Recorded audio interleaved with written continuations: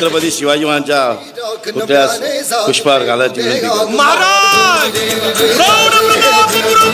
क्षत्रिय शिवाजीनाधीश्वर बौद्धनांचे राजे सरदार राजा राजकारण धुरंधर छत्रपती शिवाजी महाराज की जय भवानी. महाराष्ट्रातल्या डॉक्टर बाबासाहेब आंबेडकरांचा, सावित्रीबाई फुलेंचा, प्रमोदकार ठाकरेंचा. सटकून टाकती राख नव्याने जाग पेटू दे आग मराठी. चिंता नसावी, त्वरित थांबतो आहे. जमलेल्या माझ्या तमाम मराठी बांधवांनो, भगिनींनो आणि मातांनो,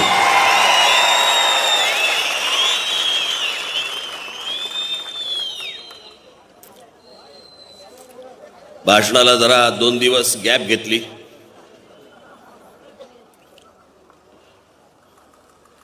म्हटलं जरा 2-3 दिवस मुख्यमंत्र्यांना पण जरा शांतपणे झोपू देत.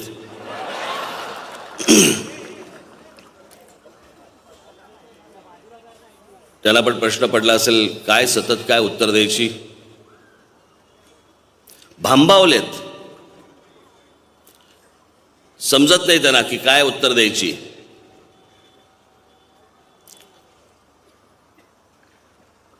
मला आता गेल्या 2 दिवसामध्ये मला अशा अनेक गोष्टी पत्रकार तुमच्या काही टेलिव्हिजन चॅनलच्या काही मुलाखती झाल्या माझ्या. आणि त्या मुलाखतींमध्ये मला त्यांनी विचारलं की मुख्यमंत्री असं बोलतायत, मुख्यमंत्री या गोष्टी म्हणतायत.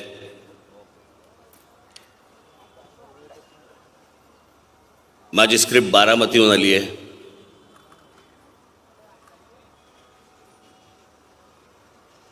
शरद पवार मला चालवतायत का आत्ता उभा राहिलो काय?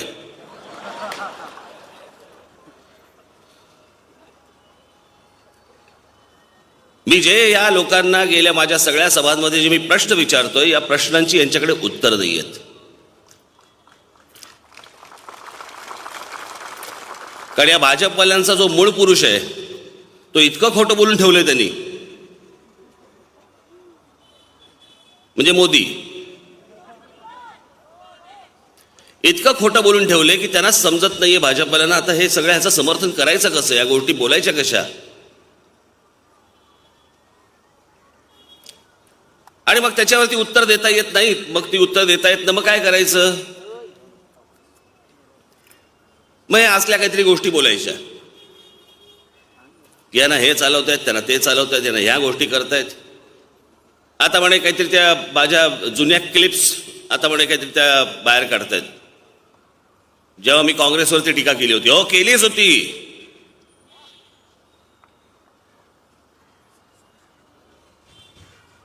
मी ती गोष्ट नाकारली नाही, नाकारणार पण नाही. ते नालायक होते असं सांगितलं गेलं म्हणून तुम्हाला आणलं, तुम्ही त्यांच्याहून नालायक निघालात.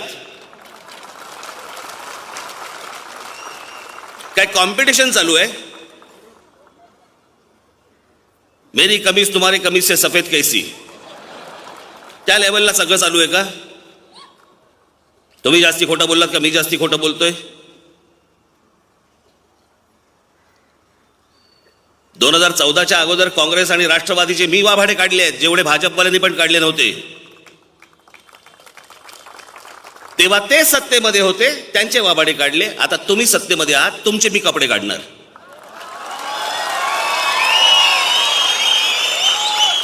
मग मी त्या दिवशी मी बोललो नाही का, मेळाव्यामध्ये बोललो मी आपल्या, मी म्हणे कोण तर म्हणे शरद पवारांचा पोपट आहे. चला कपडे आम्ही यांचे काढले आणि ह्यानं आमचा पोपट दिसला.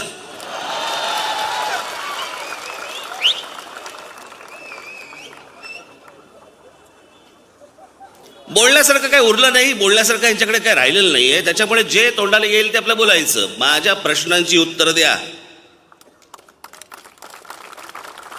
हा देश जे प्रश्न विचारतोय त्याची उत्तर द्या.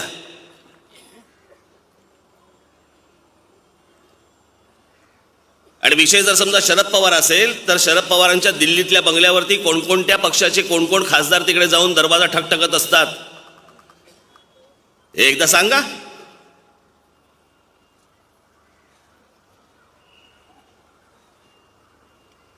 बरं लांब कशाला जा. मी मध्यंतरी जो मेळावा घेतला होता, कदाचित विसरले असतील लोक, त्यावेळेला भाजपवाले म्हणजे फारसं त्यांनी लक्ष दिलं नसेल. त्या माणूस जाहीर सभांमधनं पण ही गोष्ट करेल याची त्यांना कल्पना नव्हती.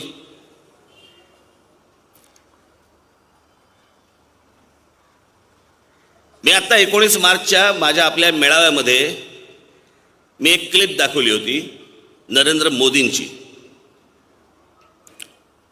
की हेच नरेंद्र मोदी 2014च्या निवडणुकीमध्ये बारामतीमध्ये काय बोलत होते आणि 2014ची निवडणूक संपल्यानंतर जेव्हा हेच नरेंद्र मोदी बारामतीमध्ये गेले त्यावेळेला हेच नरेंद्र मोदी त्याच शरद पवारांबद्दल काय बोलत होते. तुम्हीच बघा. ये बारामती की रैली देख लीजिए, हवा का रुख क्या है पता चल जाएगा. चाचा भतीजे का क्या होगा. ये विराट जनसागर दूसरी आजादी की लड़ाई लड़ रहा है, उसे यहां चाचा भतीजे से आजादी चाहिए. ऐकलत? आता ऐक. कि क्रिकेट के संबंध में तो आए दिन बयान देने के लिए उनको फुर्सत है, लेकिन मरते हुए किसान के लिए चिंता करने के लिए उनको फुर्सत नहीं है. थांब जरा. क्रिकेटमध्ये लक्ष घालतायत पण आत्महत्या करणाऱ्या शेतकऱ्यांबद्दल त्यांना काही वाटत नाहीये. काका आणि पुतण्या यांचं साम्राज्य बारामतीमधनं उद्ध्वस्त केलं पाहिजे, काढून टाकलं पाहिजे. बारामतीसाठी म्हणून ही दुसरं स्वातंत्र्य आहे. ऐकलत ना? ऐकलत की नाही? आता पुढे लाव. अमल करो ऐसा अमन में जहां से गुजरे तुम्हारी नजरें वहां से तुम्हें सलाम है.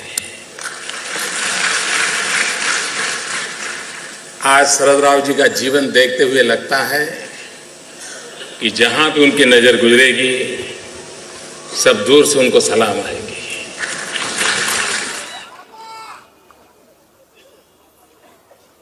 शरदराव रचनात्मक कामों की कोख से पैदा हुए राजनेता है. अधिकतम उनका समय रचनात्मक कार्यों में लगा हुआ है. आज भी कोई बारामती जाकर के देखेगा तो चारों तरफ कुछ न कुछ रचनात्मक गतिविधियों में शरद परिवार की महक आएगी. मुझे सामने जाकर के शरदराव को पूछना चाहिए कि शरदराव जी आपको क्या लगता है, आपका अनुभव है, इसका रास्ता कैसे मिला. उस भूमिका को मैं हमेशा महत्व देता आया हूं. और जैसे भी शरदराव जी बता रहे थे कि मैंने उनको गुजरात बुलाया था, हकीकत तो वो दिखा करके मैं उनसे जानना चाहता था कि अभी कुछ कमी रह गई है तो मुझे बताइए, मैं ठीक करना चाहता, मैं सीखना चाहता. और बहुत लोग, कम लोगों को मालूम होगा, ऐका, शायद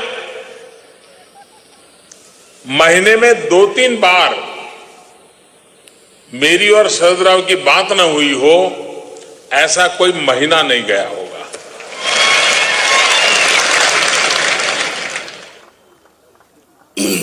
राज्य सरकार में मेरी कठिनाइयां बहुत रहती थी.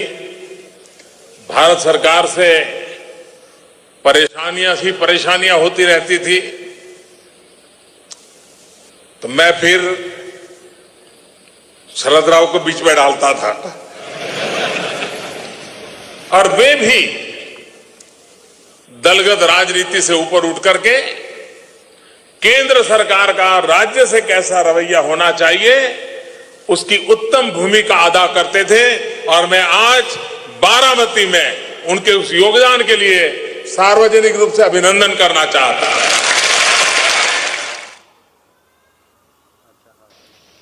और मैंने देखा है शरद राव जी को, वो कितनी राजनीति की आपाधापी में क्यों न हो,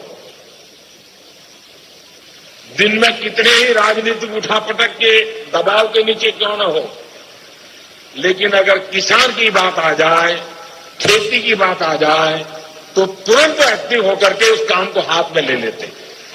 इतना उनका डेडिकेशन, उनका इस डेडिकेशन को मैंने देखा है। और इस फरवरी में सार्वजनिक जीवन में 50 वर्ष जनप्रतिनिधि का उनका समय हो रहा है। मैं अभी से बधाई देता हूं। 50 साल तक विदाउट ब्रेक जनप्रतिनिधि के रूप में चुन करके आना, चुनाव जो लड़ते हैं जीतते, उनको पूरा पता है कि किस प्रकार से जिंदगी जीनी पड़ती है।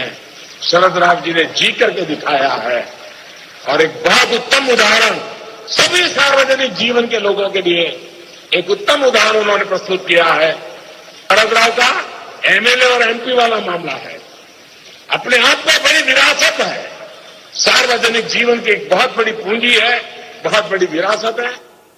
आता ऐका, मैं व्यक्तिगत रूप से शरद राव का अत्यंत आदर करने वाले व्यक्तियों में से रहा हूं। मैं गुजरात का मुख्यमंत्री था, वो हमेशा मुझे उंगली पकड़ करके चलाने में मेरी काफी मदद करते रहे हैं और ये बात सार्वजनिक रूप से स्वीकारने में मैं गर्व अनुभव करता हूं। आता काही बोलायचंय का भाजपवाल्यांना?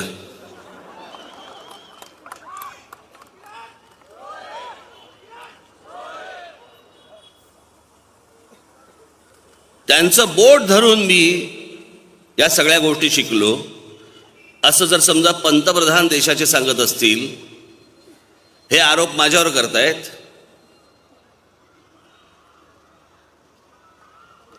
किती झोंबलं असेल, किती त्रास होत असेल या गोष्टींचा आपल्याला कळू शकतो। याचं कारण सगळं वारं बदललेलं आहे, वारं फिरलेलं आहे सगळं। 2014ची ती लहर, त्या गोष्टी आता राहिलेल्या नाहीत, हे त्यांनाही कळून चुकलंय आणि त्यामुळे वाटेल ते बोलायचं। परवा दिवशीची मी तुम्हाला एक गोष्ट सांगतो।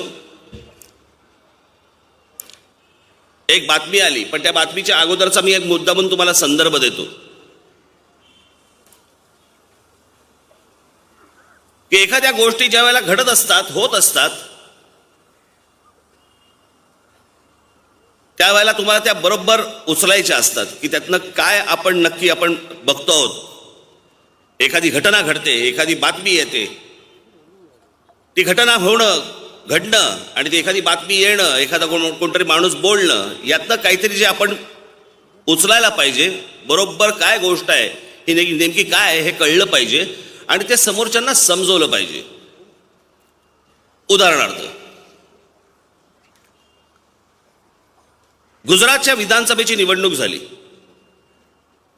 आणि गुजरातची आत्ता एक वर्ष, 1.5 वर्ष झालं असेल मला असं वाटतं, आणि गुजरात विधानसभेची ज्यावेळेला निवडणूक झाली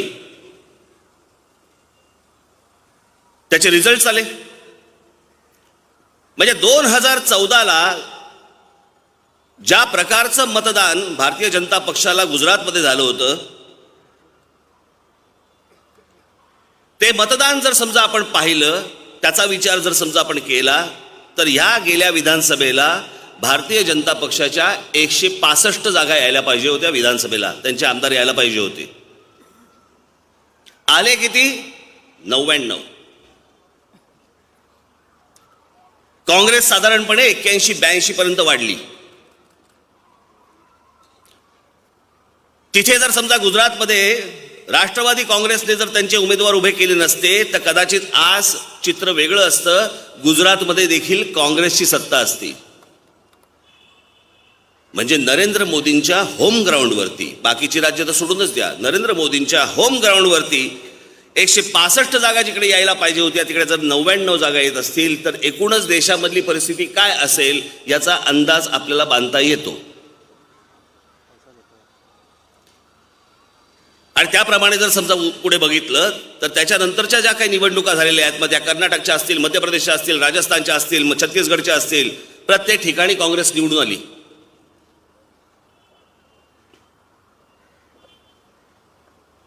साधारणपणे एखाद्या बातमीचा जर समजा तुम्ही कानोसा घेतला आणि त्याच्यावरती जर विचार केला तर तुमच्या असं लक्षात येतं की हे नक्की हे प्रकरण काय आहे. आत्ताच काल परवाकडे आलेली एक महत्वाची बातमी, मला माहिती नाही की त्या वर्तमानपत्रांमध्ये किंवा चॅनल्समध्ये त्या बातमीचं अनालिसिस झालं की नाही नीट. आणि ती बातमी आहे, मुकेश अंबानी यांनी दक्षिण मुंबईतल्या मुरली आपला तुमचा मिलिंद देवराला जाहीर पाठिंबा दिला.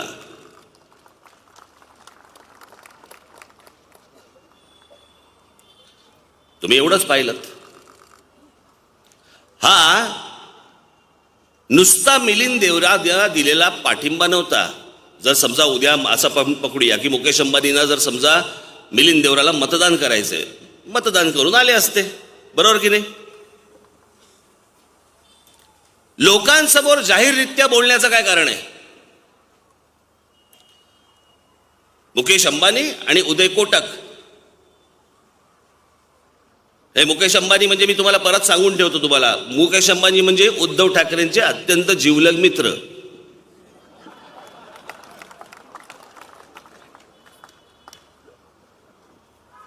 हे मुकेश अंबानी आणि उदय कोटक एक इंडस्ट्रियलिस्ट, या देशामधला सगळ्यात मोठा सर्वात पॉवरफुल अशा प्रकारचा एक उद्योगपती जाहीररित्या सांगतो की मी मिलिंद देवराला म्हणजे काँग्रेसला मतदान करणार आहे. हे दक्षिण मुंबई पुरता नुसता मर्यादित विषय नसतो, हा देशाला मेसेज असतो. हे देशाला सांगणं असतं की भारतीय जनता पक्षाचं सरकार चाललेलं आहे,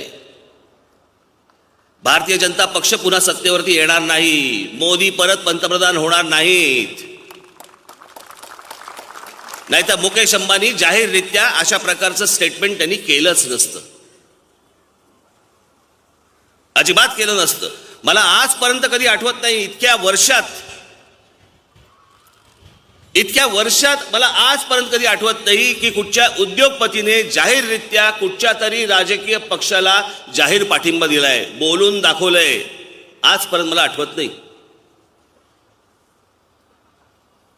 आणि विरोधाभास बघा काय, इथे मुकेश अंबानी सांगतायत की मी काँग्रेसला मतदान करणार आहे, मिलिंद देवराला मतदान करणार आहे, आणि पाकिस्तानचे पंतप्रधान इम्रान खान सांगतायत की मोदी पंतप्रधान झाले पाहिजेत. का मॅच खेळायची का तुम्हाला, काय आहे काय. पाकिस्तानचे पंतप्रधान सांगतात की मला कोण भारताचा पंतप्रधान कोण पाहिजे. 1947 सालापासून आजपर्यंत भारताच्या इतिहासात किंवा देशाच्या जगाच्या इतिहासात, भारत पाकिस्तानच्या संबंधाच्या इतिहासात आजपर्यंत असं कधी घडलं नाही की पाकिस्तानचा पंतप्रधान सांगतोय की भारताचा पंतप्रधान कोण पाहिजे. कशासाठी पाहिजे, का पाहिजे, काय घडवायचंय.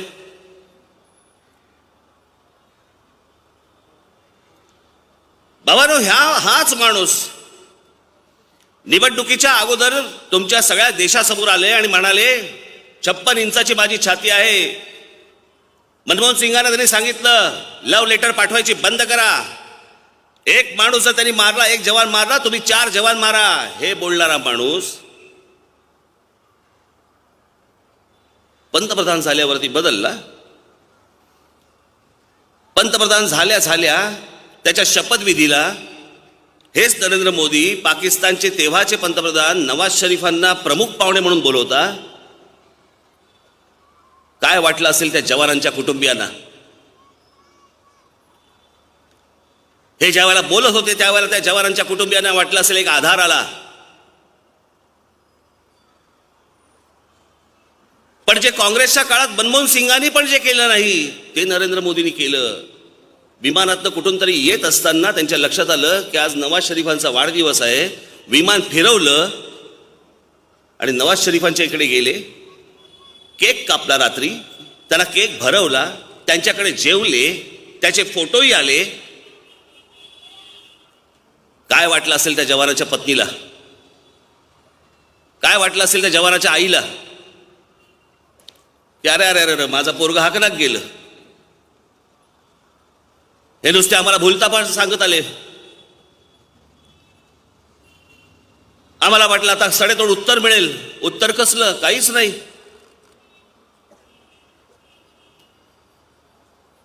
अख्खी 5 वर्ष या माणसाने नुसता खोटा प्रचार केला, खोटा प्रचार, खोट्या गोष्टी सांगत राहिले, खोट्या गोष्टी.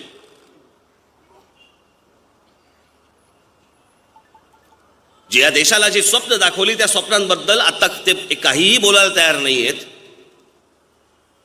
हाताला जे लागेल त्याच्यावरती आता ते त्यांच्या निवडणुकीचा प्रचार करतायत. परवा दिवशी श्रीलंकेमध्ये बॉम्ब ब्लास्ट झाला तर त्याच्यावरती बोलायला लागले, आतंकवाद संपवण्यासाठी म्हणून भाजपला तुम्ही मदत करा. वा, जर आपण आकडेवारी जर नीट पाहिली तर नरेंद्र मोदींच्या कार्यकाळामध्ये सर्वाधिक जवान आमचे मारले गेलेले आहेत.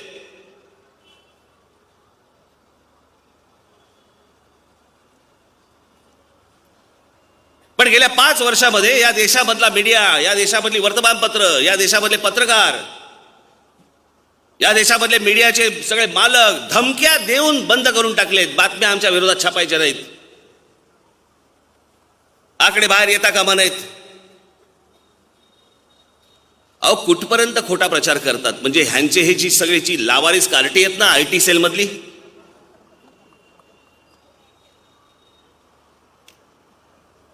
हे वेगवेगळे बसून नुसते काय काय वेगवेगळ्या गोष्टी लोकांसमोर आतमध्ये टाकत असतात सोशल मीडियावरती. स्वतःच्या अधिकृत गोष्टींवरती टाकणार नाहीत, बाहेरून वेगवेगळ्या पसरवणार. यातली एक गोष्ट आमच्या हाताला लागली, दाखव रे ती.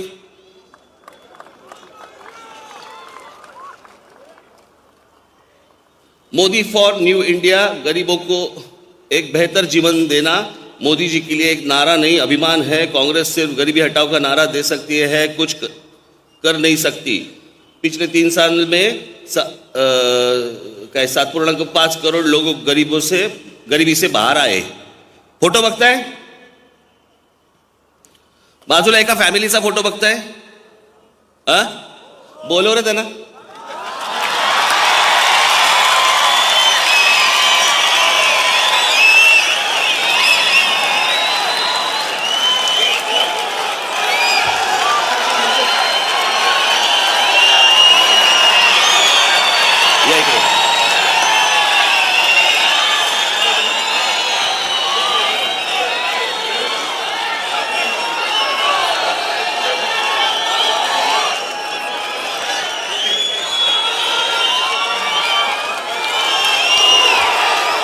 यांचा स्वतःचा घरातला त्यांचा फॅमिलीचा फोटो जो त्यांनी फेसबुकवरती का कुठेतरी त्यांचा टाकला, तो उचलला आणि त्याच्यावरती मोदींचा फोटो छापून बाहेर स्प्रेड करतायत. त्यांच्या लावारिस कार्ट्यांना लाजही वाटत नाही. आपण कोणाचे फोटो उचलतोय, कोणाच्या जाहिराती करतोय, काय करतोय काही माहिती नाही. ही अख्खी 5 वर्ष अशी घालवली या लोकांनी. बघून घ्या, ओळख करून घ्या. या त्या हे ते दिसतंय तुम्हाला, ओळखता येत आहेत. बसा खाली बघ.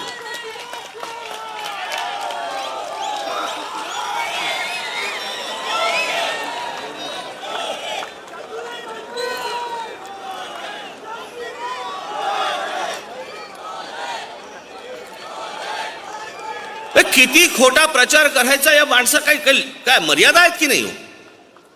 बरं हे एक साधं उदाहरण आपल्याला एक साधं सापडलं, अशी केवढी असतील.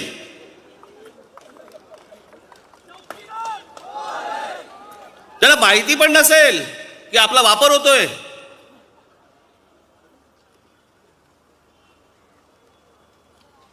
या गोष्टी करण्यासाठी या देशाने तुमच्या हातामध्ये बहुमत दिलं. इंदिराजींची हत्या झाल्यानंतर जवळपास राजीव गांधींना जे बहुमत मिळालं, त्याच्यानंतर 30 वर्षानंतर एका माणसाच्या हातामध्ये एक बहुमत आलं या देशामध्ये, आणि तुम्ही देशाची खोटं बोलत राहिलात.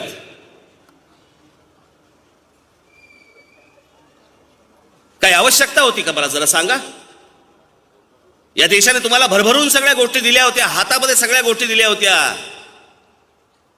खोटं का बोलत राहिलात. मी त्यादिवशी माझ्या महाडच्या सभेमध्ये बोललो ना, ही 2 माणसं मला जी भेटायला आली, हे इथे मेक इन इंडियाचं एक मोठं तिकडे मुंबईमध्ये काय काय केवढं केलं होतं, मोठं एक्झिबिशन, तिकडे बँकांचे स्टॉल, इतर सगळ्या गोष्टी, आणि अख्खी सगळी सरकारी यंत्रणा कामाला लावली होती की जा पकडून आणा, MOU करायचेत, MOU बनवायचेत. अशी मला आपल्या कोकणामध्ये चिपळूणचे 2 जण मला भेटले.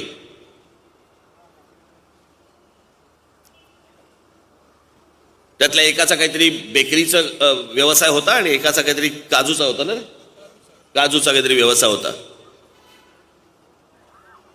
सरकारी अधिकारी गेले त्यांच्याकडे, म्हणे की तुम्हाला किती पैसे पाहिजेत, तुम्हाला किती कर्ज पाहिजे. ते बोलले नकोय कर्ज मला. नाही म्हणे कर्ज आता एवढं सगळं मेक इन इंडियाचं सगळं चालू आहे, तिकडे बँका वगैरे सगळे आलेले आहेत, ते तुम्हाला कर्ज द्यायला तयार आहे, त्यांच्याबरोबर आपल्याला MOU करायचं आहे. मग त्यांच्या मागे लागल्यावर ते मला त्यातले ते बेकरीवाले होते, ते बोलले की बरं ठीक आहे, मला मग 2 कोटीचं कर्ज द्या. आम्ही जाऊन किती जाणार. दुसरा बोलला बरं मला मग काही 3-4 कोटीचं 4 कोटीचं लोन द्या, नाही काही 3 कोटीचं लोन द्या.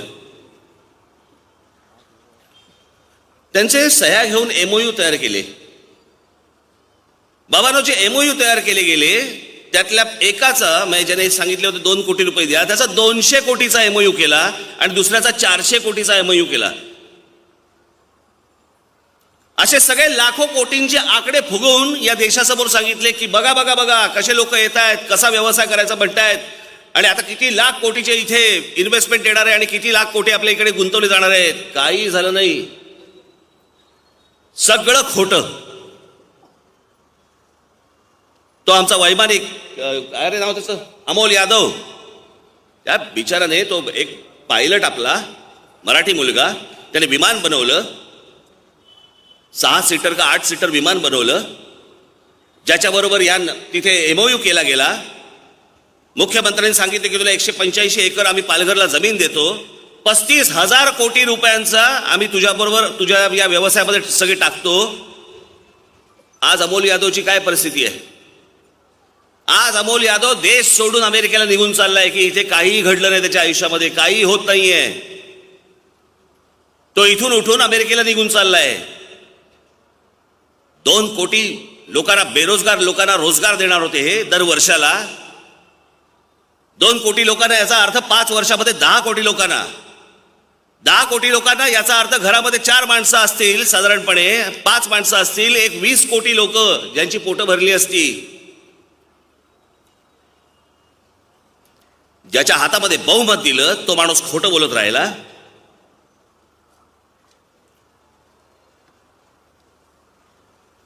या देशामधले सगळे गुन्हेगारांचे गुन्ह्यांचे आकडे वाढले. या देशामधले बलात्कार वाढले. नरेंद्र मोदींच्या काळामध्ये जे आता 14 ते 15, 15 ते 16, 16 ते 17 या काळामध्ये जेवढे बलात्कार या देशामध्ये झालेले आहेत त्याचा आकडा पाहता ह्याच्या आधी नाही झाले. आता शेवटचा आकडा जो आम्हाला सापडला 2016चा, मला असं वाटतं 16चा सापडला ना, 16चा, तो जवळपास 38,000 बलात्कार या देशामध्ये झाले. 38,000. आणि बाबा ना, पुढची गंमत बघा, 2017 ते 2018 आणि 2018 ते 2019 याचा जो देशाचा रिपोर्ट येतो की मायग्रेशन कुठून कसं होतंय, या देशामध्ये गुन्हे किती वाढलेले आहेत, कुठे कुठे वाढले आहेत, कोणत्या प्रकारचे वाढले आहेत, या देशामध्ये बलात्कार कुठे कुठे वाढले आहेत, इतर जे सगळे रिपोर्ट येतात, गेली 2 वर्ष या सरकारने बंद करून टाकलेत, दाबून टाकलेत. तुमच्यासमोर आकडे आणायचेच नाहीत, पत्रकारांना आकडे द्यायचेच नाहीत, ते छापतील अशी कुठची गोष्ट करायचीच नाही. ज्या वेळेला नोटा बंद केल्या, ज्या वेळेला GST आणला, त्याच्यानंतर या देशामधले सगळे उद्योग डबघाईला आले. आज बघा ती जेट एअरवेज, गेली इतकी वर्ष जी चालणारी आपल्या देशाची इतकी मोठी एअरलाईन आज बंद झाली. जवळपास त्यांचे 20,000 एम्प्लॉई आणि त्या कंपनीवरती अवलंबून असलेली इतर जे लोक असेच मिळून साधारणपणे 50,000 लोक बेरोजगार एका रात्रीत झाले. एका रात्रीत. बरं, जेट एअरवेज बंद होणार याच्या बातम्या गेले काही दिवस येत होत्या. पंतप्रधान कानेमध्ये आले. पंतप्रधानांनी ही गोष्ट का नाही थांबवली? इतके जण जर समजा बेरोजगार होणार असतील, इतके पायलट जर बेरोजगार होणार असतील, पंतप्रधान याच्यामध्ये का नाही पडले? आमचे अर्थमंत्री का नाही पडले? इतर लोक का नाही पडले? का ती बंद होऊ दिली? कोणाच्या घशात घालायची आहे? काय यांचं चाललंय मला कळतच नाही. देशाला पण कळत नाहीये की हा माणूस इतके देश फिरून आला कशासाठी? लहानपणी इच्छा होती का मोठा झाल्यावर विमानात बसीन आणि फिरीन? कशासाठी फिरलात तुम्ही? कुठचा दीड दमडा आला मला जरा सांगा.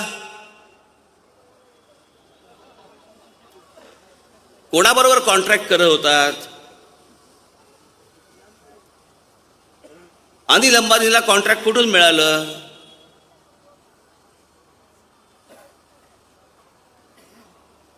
आपली कुठची कंपनी? HIL ना? HIL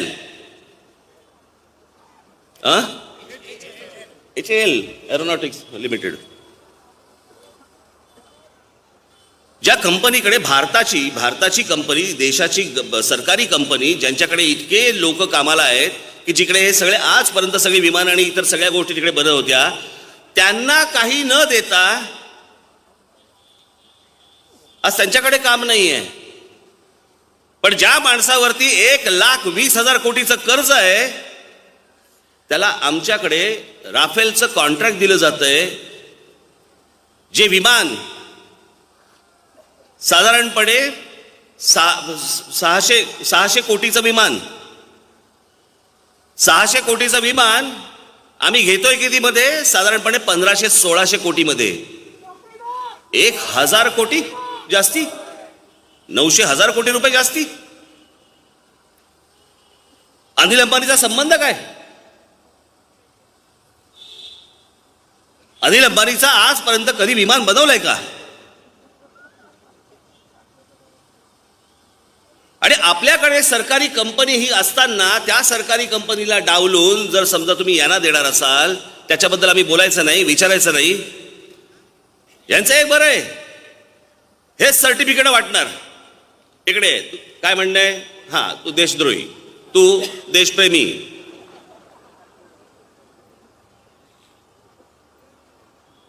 मग इतके जवान मारले जात असताना ज्या वेळेला तुम्ही नवाज शरीफांच्या कडे जाऊन ज्या वेळेला केक कापता आणि त्याला केक ज्या वेळेला भरवता, आम्ही तुम्हाला काय म्हणायचं? देशद्रोही म्हणायचं का देशप्रेमी म्हणायचं?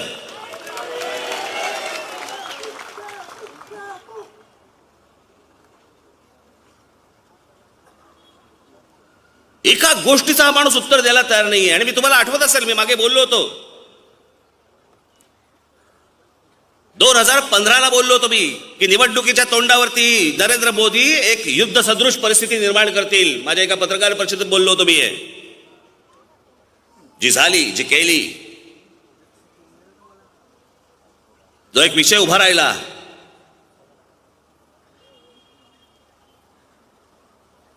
ज्या पुलवामामध्ये आमचे 40 जवान शहीद झाले, एक RDX ने भरलेली गाडी आली आणि ती आमच्या जवानांची एक गाडी उडवून दिली. 40 जण एका क्षणात मेले, एका क्षणात शहीद झाले. पुढे काय सांगितलं गेलं? तिकडचे राज्यपाल काय सांगतात, काश्मीरचे काय, त्यांनी काय सांगितलं होतं? इंटेलिजन्स फेल्युअर आहे म्हणे. इंटेलिजन्स फेल्युअर तुम्हाला अगोदर कळवलं होतं, यांना अगोदर सांगितलं होतं की ज्या रस्त्याने या गाड्या जाणार आहेत तो रस्ता पहिल्यांदा नीट व्यवस्थित सॅनिटाईज करा, तिथे बॉम्ब ब्लास्ट होण्याची शक्यता आहे का रे? ती नोटीस दाखव. हे बघा, हे खाली लिहिलं त्यांनी. आणि काय IED म्हणजे हे त्यांचं ते काय RDX वगैरे सारखे बॉम्ब असतात, त्याच्यासाठी तो वापरलेला तो शब्द आहे. की पहिल्यांदा तुम्ही तो रस्ता सगळा क्लीन करून घ्या, साफ करून घ्या. नाही ऐकले. त्यांना हेही सांगितलं होतं की ते काय CRPFचे जे जवान जाणार आहेत त्यांना तुम्ही एअरलिफ्ट करा, हेलिकॉप्टरने पाठवा. हेही अगोदर सांगितलं गेलं होतं, नाही केलं गेलं. त्यांना गाडीनेच पाठवलं आणि तो ब्लास्ट झाला. ते गेले.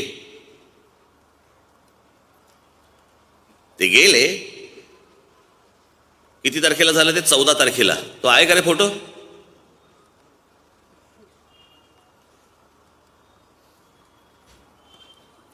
तो नाही, मोदींचे कपडे घातलेला.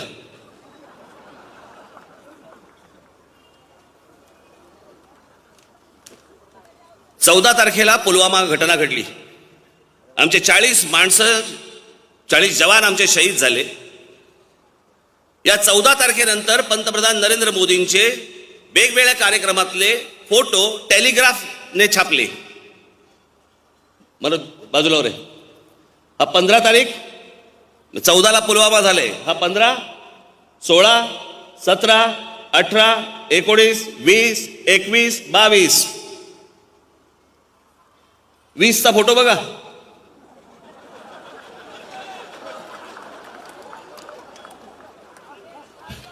आमच्या पंतप्रधानाच्या चेहऱ्यावरती कुठेतरी ते जवान गेल्याचं दुःख आहे का जरा सांगा.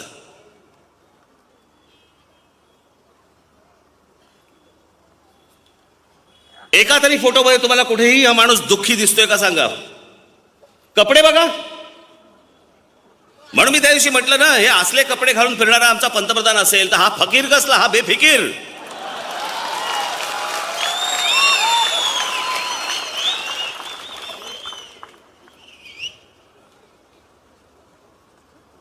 आणि आज तुम्हाला सांगण्यासाठी काही राहिलं नाही, उरलं नाही. आज तुम्हाला सांगण्यासाठी काही उरलं नाही. म्हणून आज तुम्ही जवानांच्या नावाने मत मागतात.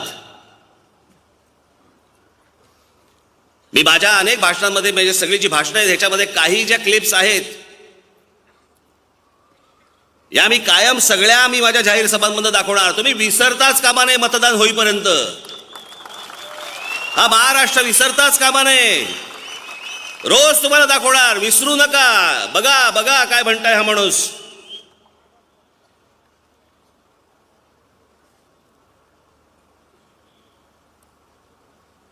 आज पुलवामामध्ये शहीद झालेल्या जवानांच्या नावाने हे मतं मागतायत. एअर स्ट्राईक केलेल्या पायलटांच्या नावाने मतं मागतायत. ऐका, मैं आपसे कहना चाहता हूं, मेरे देश के फर्स्ट टाइम वोटर को, आप भी संकल्प कीजिए कि पहला वोट आपका, जो आपके जीवन की ऐतिहासिक घड़ी है, आपके जीवन पर याद रहेगा कि पहला वोट कब डाला, कहां डाला, कौन सा चुनाव था, किसको डाला. ये जीवन भर याद रहने वाला है. हर किसी को पहली घटना याद रहती है. मैं जरा कहना चाहता हूं मेरे फर्स्ट टाइम वोटरों को, क्या आपका पहला वोट पाकिस्तान के बालाकोट में एयर स्ट्राइक करने वाले वीर जवानों के नाम समर्पित हो सकता है क्या? मैं मेरे फर्स्ट टाइम वोटर से कहना चाहता हूं कि आपका पहला वोट पुलवामा में जो वीर शहीद हुए, उन वीर शहीदों के नाम आपका वोट समर्पित हो सकता है क्या?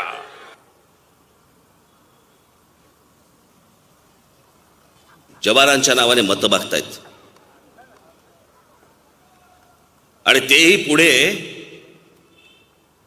कशा प्रकारे किती म्हणजे या सगळ्या याच्यामध्ये किती निर्लज्ज प्रश्न विचारावेत. प्रश्न बघा काय पुढचा, की शेतकऱ्यांच्या नावाने शेतकरी जे आत्महत्या करतायत त्यांच्या नावाने राजकारण चालतं, मग जवानांच्या नावाने राजकारण केलं तर काय फरक पडतो. ऐका,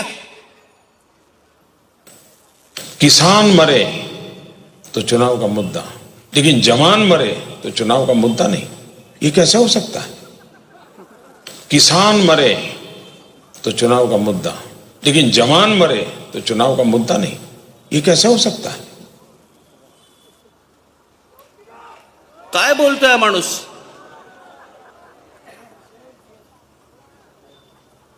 आणि एखाद्या सरकारमध्ये ज्या वेळेला शेतकरी आत्महत्या करतात त्यावेळेला विरोधी पक्ष प्रश्न विचारतो की इतक्या आत्महत्या कशा झाल्या. सरकारमध्ये ज्या वेळेला या प्रकारचे जवान शहीद होतात त्यावेळेला सरकार म्हणते की आम्ही त्या शहीद जवानांच्या नावाने मतं मागू म्हणून. मला आजही आठवते अटल बिहारी वाजपेयींच्या काळामध्ये, एनडीएच्या त्या काळामध्ये ज्या वेळेला कारगिल झालं, अटल बिहारी वाजपेयींनी कधी बाजार नाही मांडला कारगिलचा.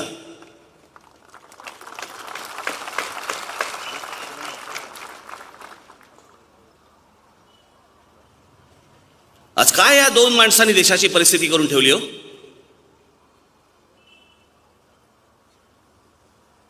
सुप्रीम कोर्टाचे जजेस रस्त्यावरती येतात आणि पत्रकार परिषद घेतात आणि सांगतात की या देशातली लोकशाही धोक्यात आहे. 1947 सालापासून आज 2019 सालापर्यंत आजपर्यंत या देशामध्ये अशी कधी घटना घडली नाही की सुप्रीम कोर्टचे जज येऊन सांगतायत की लोकशाही धोक्यात आहे. म्हणजे असं काय झालं होतं?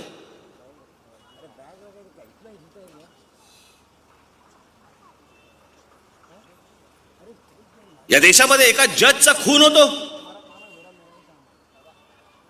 लोया नावाच्या एका जजचा खून होतो आणि ते सगळं खून बिन हे सगळे प्रकरण झाल्यावरती ज्या वेळेला ती कोर्टात केस उभी राहते त्यावेळेला त्याच्या संशयाची सुई ही अमित शहाकडे जाते.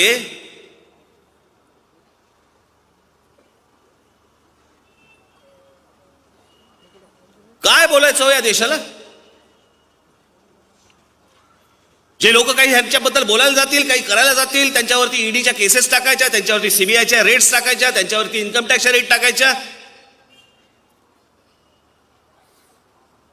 नरेंद्र मोदी आणि अमित शहाना पण मला सांगायचंय, तुम्ही पुढे विरोधी पक्षातच जाणार आहात तेव्हा बाकीच्यांकडनं रेड पडतील ना, केसेस होतील ना.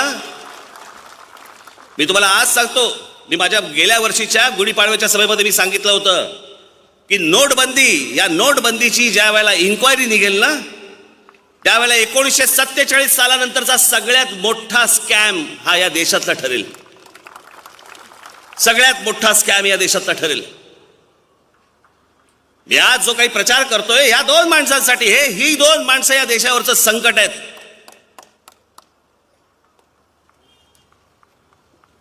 मी भारतीय जनता पक्षाला मत देऊ नका सांगतोय कारण त्यांना मत देणं म्हणजे या दोघांना मत देणं.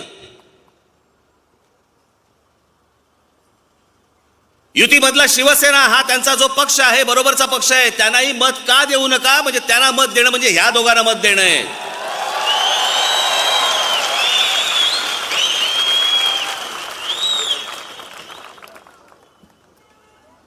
पण अर्थातच वारे फिरलेलेच आहेत, मुकेश अंबानी बोललेलेच आहेत, त्याच्यामुळे ह्या गोष्टी आता क्लिअर झालेल्याच आहेत. मला आपल्याला सगळ्यांना एवढीच गोष्ट सांगायची आहे. मी त्या दिवशी माझ्या गुढीपाडव्याच्या सभेमध्ये मी म्हटलं होतं, काळजावरती दगड ठेवा,